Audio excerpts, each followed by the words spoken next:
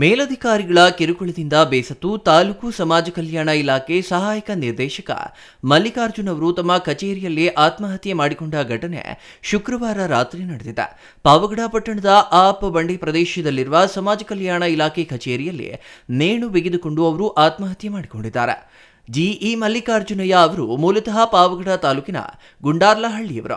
ಸಾವಿಗೂ ಮುನ್ನ ಅವರು video ಸಂದೇಶವೊಂದನ್ನು record ಮಾಡಿ ತಮ್ಮ ಸಹೋದ್ಯೋಗಿಗಳಿಗೆ ಕಳುಹಿಸಿದ್ದು, ಅದರಲ್ಲಿ ತುಮಕೂರು ಸಮಾಜ ಕಲ್ಯಾಣ ಇಲಾಖೆಯ ಜಂಟಿ ನಿರ್ದೇಶಕ ಕೃಷ್ಣಪ್ಪ ಅವರ ಕಿರುಕುಳವೇ ತಮ್ಮ ಈ ನಿರ್ಧಾರಕ್ಕೆ ಕಾರಣ ಎಂದು ಆರೋಪಿಸಿರುವುದಾಗಿ ತಿಳಿದು ಬಂದಿದೆ. ಕಳೆದ 4 ವರ್ಷಗಳಿಂದ ಪಾವಗಡ ಸಮಾಜ ಕಲ್ಯಾಣ ಇಲಾಖೆಯಲ್ಲಿ ಸೇವೆ ಸಲ್ಲಿಸುತ್ತಿದ್ದ ಜಿಇ ಮಲ್ಲಿಕಾರ್ಜುನಯ್ಯ ನಿವೃತ್ತಿ ಅವಧಿ ಕೇವಲ 10 ದಿನದಲ್ಲಿ ಮುಕ್ತಾಯಗೊಳ್ಳಬೇಕಿತ್ತು.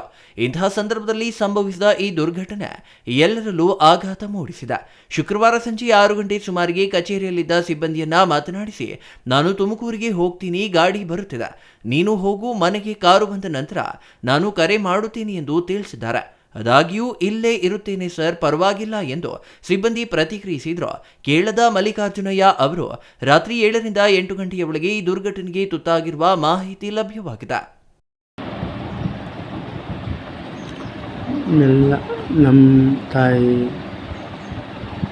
ಹೆಂಡತಿ, ಮಕ್ಕಳು, ನಮ್ಮ ಸಂಸಾರ, ಇಡೀ ಸಂಸಾರದವ್ರಿಗೆ ನನ್ನ ಚೆನ್ನಾಗಿ ನೋಡ್ಕೊಂಡಿದ್ದಾರೆ. ನನಗೆ ಒಳ್ಳೆ ಬೆಲೆ ಕೊಟ್ಟಿದ್ದಾರೆ. ಆದರೆ ಅವ್ರಿಗೆ ನಾನು ಸಹಾಯ ಮಾಡಬೇಕಾಗಿತ್ತು. ನನ್ನಿಂದ ಸಹಾಯ ಇನ್ನೂ ಬೇಕಾಗಿತ್ತು, ಆದರೆ ಕೊಡೋಕ್ಕಾಗ್ತಾಯಿಲ್ಲ. ಜಂಟಿ ನಿರ್ದೇಶಕರಾದ ಸಮಾಜ ಕಲ್ಯಾಣ ಇಲಾಖೆಯ ಕೃಷ್ಣಪ್ಪ ನನಗೆ ತೊಂದರೆ ಕೊಟ್ಟರಿಂದ ನಾನು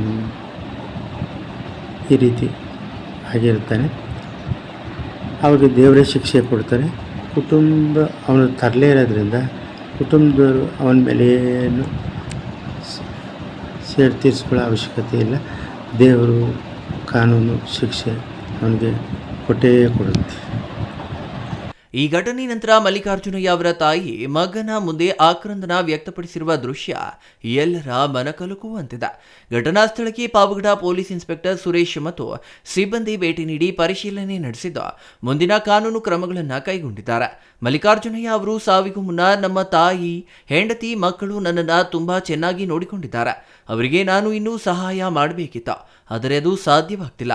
ಸಮಾಜ ಕಲ್ಯಾಣ ಇಲಾಖೆಯ ಜಂಟಿ ನಿರ್ದೇಶಕ ಕೃಷ್ಣಪ್ಪ ಅವರು ನನಗೆ ತೊಂದರೆ ನೀಡಿರುವುದರಿಂದ ಈ ನಿರ್ಧಾರಕ್ಕೆ ಬಂದಿದ್ದೇನೆ. ಅವರಿಗೆ ದೇವರೇ ಶಿಕ್ಷೆ ನೀಡುತ್ತಾನೆ. ನಮ್ಮ ಕುಟುಂಬದವರು ಏನೂ ಪ್ರತೀಕಾರ ಮಾಡಿಕೊಳ್ಳುವ ಅಗತ್ಯವಿಲ್ಲ. ದೇವರು ಮತ್ತು ಕಾನೂನು ಅವರಿಗೆ ಶಿಕ್ಷೆ ಕೊಡುತ್ತದೆ ಎಂದು ಹೇಳಿದ್ದಾರೆ. Satish, CTV news, Tumakuru.